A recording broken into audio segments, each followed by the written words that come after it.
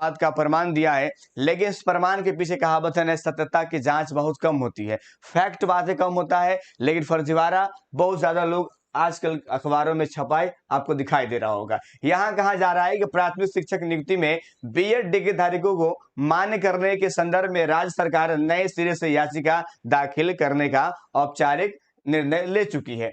इस मामले में राज्य सरकार ने 13 अक्टूबर के आसपास जो है रिट दाखिल कर सकती है। हालांकि विभाग की तरफ से इस मामले पर औपचारिक बयान सामने नहीं आया। अब जिसके इस पेपर को देख करके अगर कोई डीएलएड का अभ्यर्थी अगर ये सोच रहा है कि बिहार सरकार जो है आईए जो है वो दायर कर चुकी है, तो देखिए आज के यहाँ पर क्या लिखा हुआ है कि इसकी औपचारिक पुष्टि नहीं हुआ। भैया औपचारिक जब पुष्टि नहीं हुआ उसको आप अखबार में जगह दे देते हैं, लेकिन जिसकी औपचारिक पुष्टि हो चुकी है, जिसकी जीत घोषित हो चुका है, जिसके अधिकार को मिल चुका है, वो चीजें आप नहीं छापते। इससे पूरा समझ में आता है, चाहे वो मीडिया हो, चाहे वो अखबार हो या कोई अध्यापक हो, आखिर क्यों डीएलएड के पक्ष में नहीं बोल पा रहा है। उसकी सबसे बड़ी वजह क्या है? उस पर अतिरिक्त दबाव है, यानी वो दबाव में किस तरह का जो है कह सकते हैं बात करने में डर रहे हैं। ये बातें अब बताइए इससे क्या स्पष्ट हो रहा है?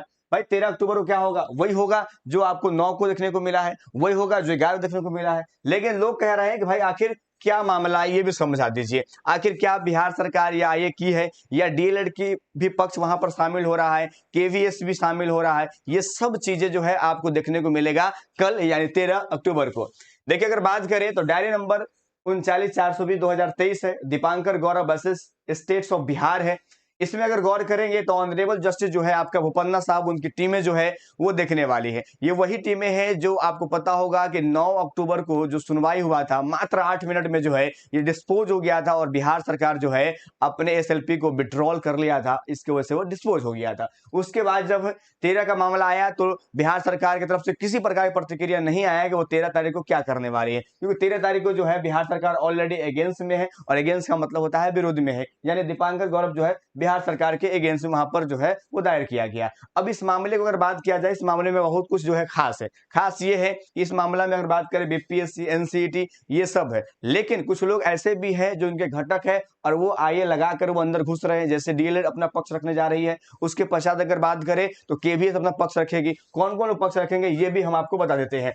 देखिए अगर बात करें तो ये देखिए आपका आईए है, मतलब इसमें क्या होता है कि अगर कोई मुद्दा अगर आपका कोर्ट में यानी सुप्रीम कोर्ट में निलंबित है या चल रहा है, तो उस मामले में अगर आपका भी मामला इंक्लूड है तो वैसे परिस्थिति में आप अपना कह सकते हैं पक्ष रख सकते हैं, और रखने का ये आपको अधिकार है। कब? जब आपका मामला इससे जुड़ा हुआ हो। जैसे मान लीजिए कि यहाँ पर जो आईए अगर बात करें इंटरलॉक्टरी अगर एप्लीकेशन अगर फाइल की बात करें, जिस फाइल का लोग दावा कर रहे थे कि बिहार सरकार भी फाइल करने वाली है, तो बिल्कुल ये गलत है और बिहार सरकार ने नहीं किया है। अब मामला आता है किस लोगों ने किया। देखिए यहाँ पर मनदीप कलरा है, यही मनदीप कलरा है, कहने का मतलब हुआ जो कह सकते हैं कि इनको जो है रखा गया है और ये डीएलएड अभ्यर्थियों की तरफ से जो है अपना पक्ष रखने जा रही है। उसके बाद अगर बात किया जाए तो वीरेंद्र आपका कह सकते हैं वीरेंद्र कुमार शर्मा है और संतोष कुमार त्रिपाठी, ये सब जो है आपके कह सकते हैं आईए लगाकर अंदर गए हैं। इसमें से एक जो है आपके केवीएस के तरफ से भी है जो अपना पक्ष रखने वाली है। उसके बाद एनसीईटी और बिहार सरकार ये सब जो है अपना पक्ष रखेगी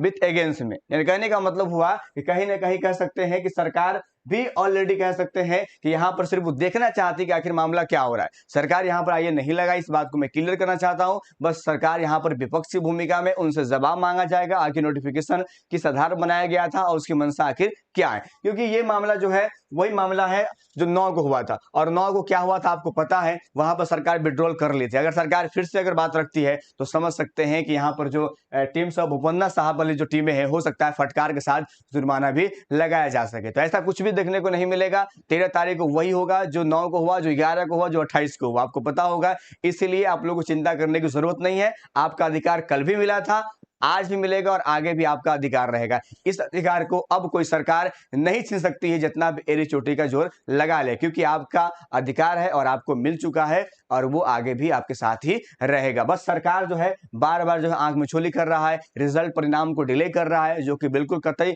बर्दाश्त योग्य नहीं है। जबकि पीआरटी में थोड़ा सा मैं मानता हूं 13 तक मामला निलंबित है, लेकिन उच्च माध्यमिक और माध्यमिक रिजल्ट पर इतनी रोक क्यों हो सकती है, ये वजह बताए। लेकिन नहीं, सिर्फ सरकार जो है वो डे बाय डे जो है वो डेट बढ़ा रही है, ओमार सेट का डेट बढ़ा दिया है, लेकिन रिजल्ट के बारे में कोई प्रतिक्रिया नहीं आ रही। लेकिन ये मैं इसको लिख करके सर्च किया हूँ, मैं इसको बता दूँ कि ये बहुत सारे लोग जो है इसको नया न्यूज़, आज का न्यूज़, अपडेटेड न्यूज़ बता रहे हैं, लेकिन ये पुराना न्यूज़ है। मैं आपको अभी कंफर्म करके भी दिखाऊंगा और नया क्या है वो भी दिखाऊंगा। तो अगर आप लोग चैनल पर नए हो तो चैनल को सब्सक्राइब करके बेल आइकन दबा दीजिएगा। बिहार शिक्षक भर्ती से या फिर किसी भी नोटिफिकेशन से रिलेटेड सभी सारी खबरें आपको मिलती रहेंगी। तो देखिए ये रहा आपका, ये 2 दिन पहले का न्यूज़ है, आप देख सकते हैं 2 दिन पहले का, यानी ये करीब 9 तारीख का न्यूज़ है। यहाँ पर क्या था, जब 9 तारीख का न्यूज़ था तो ये आज आ सकता है बीपीएससी का रिजल्ट, मतलब ये ऐसा चेक करना था, ये न्यूज़पेपर में, यानी ये न्यूज़पेपर में आया हुआ था।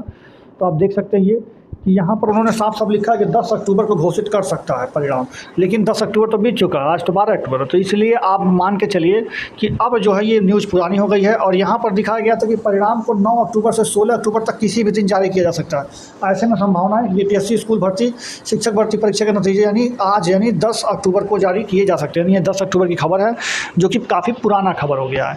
तो ये पुराना इसलिए है, तो इसको लोग लेटेस्ट ना बताएं, पहली बात तो ये पुराना था। अब लेटेस्ट क्या है वो मैं आपको दिखा देता हूँ। देखिए फ्रेंड्स, ये जो खबर है ये लेटेस्ट है, यानी ये आज की खबर है। आज की खबर में क्या है कि बीपीएससी ने पहले इस नोटिस से जो है भर के स्टूडेंट, मतलब एक नोटिस जो ओएमआर को एक्सटेंड कर दिया था डेट, यानी 15 अक्टूबर तक आप उसको देख सकते हैं। उसी से स्टूडेंट काफ़ी नाराज हैं। जैसे कि आप देख सकते हैं, शिक्षक भर्ती में परिणामों का इंतजार के बीच एग्जाम का ओएमआर सीट डाउनलोड करने की अंतिम तिथि बढ़ा दी गई है। बिहार लोक सेवा आयोग के ने नोटिस जारी कर 1.7 लाख शिक्षक भर्ती में सम्मिलित परीक्षार्थियों से कहा कि ओएमआर सीट डाउनलोड करने की अंतिम तिथि बढ़ाकर 15 अक्टूबर कर दी गई है। तो यानी अब 15 अक्टूबर से पहले, जो कि पहले 10 अक्टूबर थी, अब उसको 15 कर दिया गया। तो 15 अक्टूबर कर देने से साफ साफ ये पता चलता है कि अब रिजल्ट 15 अक्टूबर के बाद ही जारी किया जाएगा, उसके पहले जारी करने का कोई संभावना नहीं बनता है। तो अब देखिए, अब जो है यहाँ पर आप देखते हैं नीचे, और मैं आपको दिखा दूँ तो देखिए नीचे, अब यहाँ पर डाउनलोड करने के अंतिम 15, तो मतलब रिजल्ट देखने का डेट सभी उम्मीदवार चेक कर सकते हैं। यानी अभी आपका जो है रिजल्ट 15 अक्टूबर के बाद ही डाउनलोड, मतलब एक तरह से जारी करने का जो है एक तरह से पूरा संभावना बन रहा है। तो ये रही आज की लेटेस्ट अपडेट जो कि मैंने आपको दे दिया। अब देखिए यहाँ पर रिपोर्ट्स के मुताबिक 15 अक्टूबर के बाद कभी भी रिजल्ट जारी किया जा सकता है, यानी 15 अक्टूबर के बाद आप कभी भी रिजल्ट जारी किया जा सकता है। ये भी मैंने आपको दिखा दिया, यहाँ पर लिखा हो तो मैंने पूरा पढ़ लिया है। तो एग्जैक्ट मैं आपको बता रहा हूँ कि 15 अक्टूबर के बाद और 25 अक्टूबर के पहले कभी भी जारी कर सकता है बीपीएससी रिजल्ट। लेकिन एक्चुअली में ये है बात कि अभी तक कोई कन्फर्मेशन नहीं हो पा रही, कभी डेट एक्सटेंड हो रहा है, कभी कुछ और कभी कुछ और। तो अभी 15 अक्टूबर के बाद जारी हो जाएगा इसकी भी कोई गारंटी नहीं है, लेकिन हाँ उम्मीद हो चुका है। तो इसलिए अब यही संभावना होगी कि 15 अक्टूबर के बाद 25 अक्टूबर के पहले किसी भी दिन जारी किया जा सकता है ये बिहार बीपीएससी का रिजल्ट। अब रिजल्ट में बीएड को शामिल करेंगे कि नहीं करेंगे वो अलग मैटर है। दूसरी बात, डीएलएड तो 100% शामिल है ही, डीएलएड तो आएगा ही रिजल्ट, डीएलएड वालों के लिए तो कोई दिक्कत वाली बात नहीं है। बाकी कट ऑफ मैं आपको आगे बता देता हूँ, तो चलिए पूरा वीडियो आगे का आप लोग देख लीजिएगा। बता रहे हैं 30-40, इनको क्या बोलना चाहेंगे सर, बच्चों के बीच में कंफ्यूजन? देखिए, एक बात स्पष्ट रूप से बता दें कि मैं यूपीएससी फेल करके पढ़ाने नहीं लगा। मैं मजबूरी के कारण पढ़ा रहा था, और मजबूरी चूँकि व्यक्तिगत मेरी मजबूरी थी, मैं बाई बर्थ गरीब नहीं हूँ, बाई एक्सीडेंटल गरीब हुआ, उसको पढ़ाना शुरू कर दिया। जो कटअप बता रहा है 75-80, हमको गाली देगा, क्या पीटी का भी पास किया है? पूछिएगा जरा उनसे। आपने क्वेश्चन देखा, पूरे बिहार ने क्वेश्चन देखा। माननीय अतुल प्रसाद जी को मैंने सैल्यूट कहा था, क्योंकि सारा का सारा क्वेश्चन आपको एनसीईआरटी और एससीईआरटी थे। टफ क्वेश्चन थे, कंसेप्चुअल क्वेश्चन थे, व्यवहारिक क्वेश्चन थे, प्रायोगिक क्वेश्चन थे। मैंने उस समय भी कटअप बताया था 60 से लेकर 65 के बीच में रहेगा। और ऐसे में हम लोग भी कम्युनिटी पोल किए हैं चैनल पे सर, तो 50 से 60 के बीच में आते हैं। तो 60 से 65 के बीच में रहेगा। 2 नंबर बढ़ जाना और घट जाना ये दूसरी बात है, लेकिन 70-75 चल जाना, इसका मतलब कि वो शिक्षक लायक है ही नहीं। उस पर मुझे मेरी तरफ कोई कमेंट नहीं है। लेकिन 60 से 65 जिसका आ रहा है, 60 जिसका आ रहा है, yes sir, is confirm. Sir ऐसे में सर गर्ल्स लोग का क्या बोलिएगा सर, कारण कि गर्ल्स का भी है सर, और ईडब्ल्यूएस है, BC1 है। गर्ल्स का 50 से 55 के बीच मैंने बोला था, अभी भी बोल रहा हूँ 50 से 55। उसके बाद ईडब्ल्यूएस का मैंने बोला था 60 से लेकर 61, अभी भी बोल रहा हूँ मैं 60 से 61। आपको फीमेल जो है 50, 51, 52, 48, 49, 50, 51, 52 से ज़्यादा इनका नहीं होगा, ये भी तय है। और मेल एससी में जो है वह 52 से कम नहीं, यस सर, और एसटी जो है वो SC/ST मतलब 52-54 के बीच में सर, 52-54 से बीच में रहेगा SC/ST। मतलब +-2-3 हो सकते हैं आगे पीछे, 1-2 नंबर का आगे पीछे होता है, हमेशा होगा। मैं भगवान नहीं हूँ, लेकिन इतना तय है कि जो कटअप बताया है उस कटअप से ज़्यादा नहीं जा सकता है। क्योंकि अगर कटअप से ज़्यादा 75-80 चला गया, इसका मतलब कि लोग को क्वेश्चन दे दिया गया था कि जाओ घर पर जाके बना के ले आओ। उसी तरह का शिक्षक बोल रहे हैं। कौन सा शिक्षक है? रटाएगा एटम बम, परमाणु बम, हाइड्रोजन बम, रटाएगा लूसेंट, क्राउन और लंद फंद देवानंद घटना चक्र, कहेगा कि पेपर तो सर आउट होने का संभावना ही नहीं है, वो टीचर लोग अपने मन से बता दिए हैं। मन से बता दिए तो बाद में देखेंगे, रिजल्ट तो अभी ना करेगा। यस सर, 60 से 65 आएगा। मैंने कहा था बीपीएससी में, मैंने बोला था 90 से 91 कट ऑफ गया। मतलब कि जिनका भी 60 है जनरल में, वो कंफर्म है कि इनका पक्का है, वो सेलेक्ट हो जाए।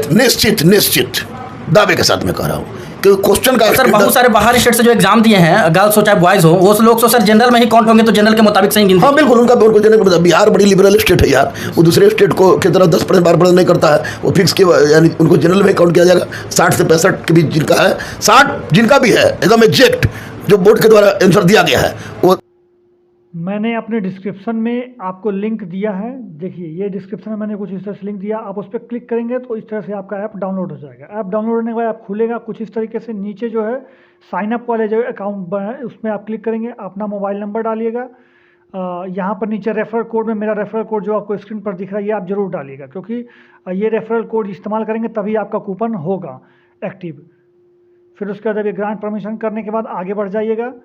फिर यहाँ पर आपका मोबाइल नंबर वेरीफाई करेगा थोड़ी देर में। फिर वेरीफाई होने के बाद आगे बढ़ जाएगा। यहाँ पर अपना डिटेल, अपना नाम रखिएगा और आप जो रेफरल कोड मेरा ये वाला है जो आपको स्क्रीन पर दिख रहा है ये वाला लिख करके आगे बढ़ जाइएगा।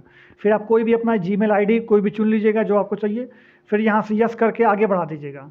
यहाँ पर क्लिक करके यस कर लीजिएगा, फिर आगे बढ़ाइएगा। फिर आपको ऊपर अपना पैन कार्ड नंबर लिखना है, फिर उसके बाद अपना नाम लिखना है, फिर आगे आपको सबमिट कर देना है। आपका नाम आ रहा होगा, आप उसको देख लीजिएगा, सही होगा तो आप यस करके सबमिट करके आगे बढ़ जाइएगा। तो आप जो है जब इस पर यस करके सबमिट करके आगे बढ़ेंगे तो आपको कुछ इस तरीके से खुल जाएगा। आप यहाँ पर नीचे क्लिक करके आगे बढ़ जाइएगा। फिर यहाँ पर अपना आधार कार्ड नंबर डालना है आपको। आधार कार्ड नंबर डालने के बाद यहाँ पे आपको ये कैप्चा कोड डालना है। उसके बाद आपको यहाँ पे जो है आगे बढ़ जाना है। फिर आपके आधार कार्ड नंबर पर जो है जो रजिस्टर्ड मोबाइल नंबर होगा वहाँ पर एक OTP जाएगा। उस OTP को आपको यहाँ पर फिल कर लेना है। जैसे देखिए OTP आ गया, अब इस OTP को हम लोग फिल कर दिए हैं। OTP फिल करने के बाद आपको यहाँ पर 6 डिजिट जो है यहाँ पर डिजी लॉकर का आपका पासवर्ड कर लेना है, डाल देना है। अगर नहीं पता हो तो फॉरगेट पासवर्ड कर लेना है।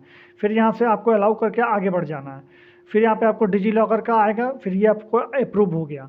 फिर आप यहाँ पे अपना अकाउंट मतलब बैंक का अकाउंट भी आपको लिंक करना पड़ता है। तो यहाँ पे आपका एक भी पैसा नहीं लगता है, लेकिन सिर्फ आपको लिंक करना है। फिर आप बाद में इसको अनइंस्टॉल कर दीजिएगा आपको जब आप कमा लीजिएगा अपना पैसा। तो फिर यहाँ पे आपको अपना बैंक वगैरह चुन करके आपको आगे बढ़ जाना है कि कौन से बैंक में आपका खाता है। फिर यहाँ पे आप अपना अकाउंट नंबर वगैरह डाल दीजिएगा और अपना IFSC कोड डाल करके लिंक एक बैंक अकाउंट करके आप आगे बढ़ जाइएगा। फिर वहाँ से बाद आपको अपनी एक सेल्फ़ी यानी आपको अपना एक फ़ोटो खींचना है, सेल्फ़ी कुछ इस तरीके से। फिर आप सेल्फ़ी क्लिक करके आप उसको सिग्नेचर करने के लिए आएगा। यहाँ पे सिग्नेचर करने के लिए आप कुछ भी है जैसे स्क्रीन पर यहाँ पर ऐसे लिख दीजिएगा, तो वो स्क्रीन पर ही आप लिख करके अपना सिग्नेचर इस तरह से आप अपलोड भी कर सकते हैं और स्क्रीन पर वहीं पर लिख भी सकते हैं। तो या फिर आप अपने जहाँ भी आपका सिग्नेचर होगा वहाँ पर ले जा करके अपना अपलोड कर दीजिएगा, या फिर आप वहीं पे तुरंत सिग्नेचर करके आगे बढ़ जाइएगा। फिर उसके बाद यहाँ पर आपको जो है इस तरह से अपना कुछ एनुअल इनकम बताना होगा। आपका 0 रुपया तो 0 रुपया बता दीजिएगा। फिर यहाँ से आपका जो भी आप काम करते हो वो बता दीजिएगा। सेल्फ एम्प्लॉयड हो, स्टूडेंट हो तो स्टूडेंट लिखिएगा, जो भी होगा आपका वो लिखिएगा। उसके बाद आगे से नेक्स्ट कर दीजिएगा। फिर नेक्स्ट करने के बाद आप जो है आगे बढ़ जाएगा। फिर यहाँ पे अपना मेल चुन लीजिएगा, यहाँ पे अनमेरिड या मैरिड जो होंगे वो चुन लीजिएगा। फिर यहाँ पे आपका मंथली फंड चाहिए या फिर क्वार्टरली चाहिए तो ये भी आप चुन लीजिएगा। फिर उसके बाद आपका अकाउंट कुछ इस तरीके से फिर वहाँ पे लिखेगा आई कन्फर्म, वो पर क्लिक करिएगा आई कन्फर्म पे। फिर यहाँ पे नीचे आधार कार्ड नंबर लिख करके इसको वेरीफाई करना होगा। आधार कार्ड पे फिर से एक बार OTP आएगा। OTP सबमिट करने के बाद आपका अकाउंट खुल चुका होगा कुछ इस तरीके से। एप्लीकेशन आपके सामने होगा। आप इसमें जो है मैं आपको दिखा देता हूँ, मेरा पहले से अकाउंट बना हुआ है और अर्न एंड रेफर करके जहाँ पे आप रेफर एंड अर्न करके अगर आप देखेंगे तो ये आपको खुल जाएगा। इस समय मेरे वाले में आपको देख सकते हैं। तो आप इसमें अगर आप शेयर करके लिखा हुआ है, इस पर शेयर करके अपने माता पिता भाई बहन दोस्त यार फ्रेंड्स आपके सर्कल में जितना भी पड़ा हुआ है ये पैसा मैंने वहीं से कमाया है। इससे ज़्यादा मैंने यहाँ पर रिचार्ज वगैरह भी किया है और प्रोडक्ट वगैरह भी खरीदा है। ये सारा पैसा मैंने वहीं से किया है। आप भी इस तरह से अर्न कर सकते हैं। जैसे कि मैं आपको दिखा दूं तो देखिए यहाँ पर आपको यहाँ पर देखिए मैंने 500 रुपया अर्न किया था। उसके बाद मैं आपको दिखा दूं तो 750 रुपया मैंने 3 बार अर्न किया है। यहाँ पर आप देख सकते हैं 750 ये मैंने वहीं से अर्न किया है। फिर मैं आपको दिखा दूं तो ये भी मैंने 750 करके 3 बार ये भी मैंने अर्न किया था। उसके बाद मैं दिखा दूं ये देखिए जो लास्ट मैंने 26 तारीख को आपको दिखाया ये 300 भी